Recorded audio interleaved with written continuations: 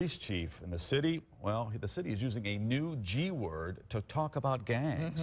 Many people are asking why, though, because prosecutors are pressing gang charges against 5 of the young men for their role in the death of little 2-year-old John Swovlin. WSBT's Kelli Stopczynski looked into this issue of the G word. And Kelli, is the city denying we have gangs? Not exactly, Cindy, but we looked into whether this is a matter of crime control or spin control. You just can't blame every little thing on a gang. But Javon Moore says there's no question there are gangs in South Bend. Everywhere you go, side of town, any side of town, it's gangs in Mishawaka too. So that's just how it is. How does he know? I used to be a gang member. Moore says he joined Gangster Disciples when he was just 13, living that lifestyle for comfort and money. Selling drugs, prostitution, pimping, gambling, it's all type of ways to do it.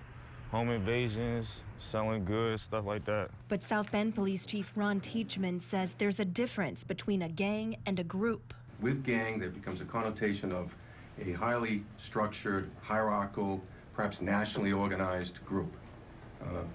These are mostly loosely gathered young individuals who have some means of identification. It might be the part of the city they live in, it might be the block they live on, it might be something they call each other by. Indiana law says suspected criminals can be charged with something called gang enhancement if prosecutors can prove they were with a gang and a member of a gang while committing a felony. Court documents say the West Side Gang and East Side or Evil Side Gang pulled out guns during a fight at Coquillard Park last week. A stray bullet killed 2-year-old John Swovlin Jr. So how can 5 of these 8 young men be charged as gang members if they're simply part of a group? Whenever you have an assembly of young people involved in criminal enterprise, you have a group that needs to be addressed. So it isn't really semantics, it's more of a refined definition of what the problem is. My father was here, in and out my life a little bit and not really doing too good in school. And sometimes, you look at a gang for protection.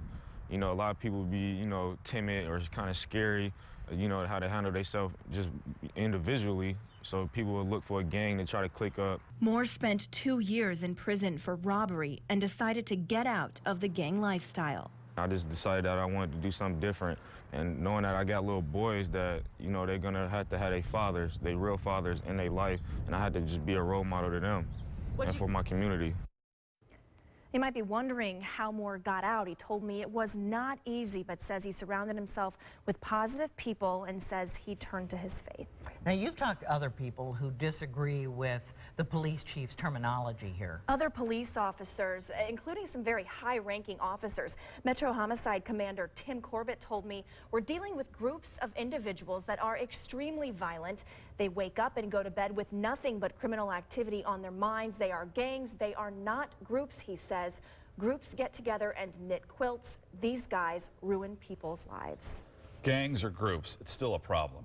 Right, and gang members say they're gang members. Right, so we clearly have this disconnect here in the community, and you just wonder what the city and what the police department will do to fix that. They've got their work cut out for them, that's for sure. Yes. Kelli, thanks.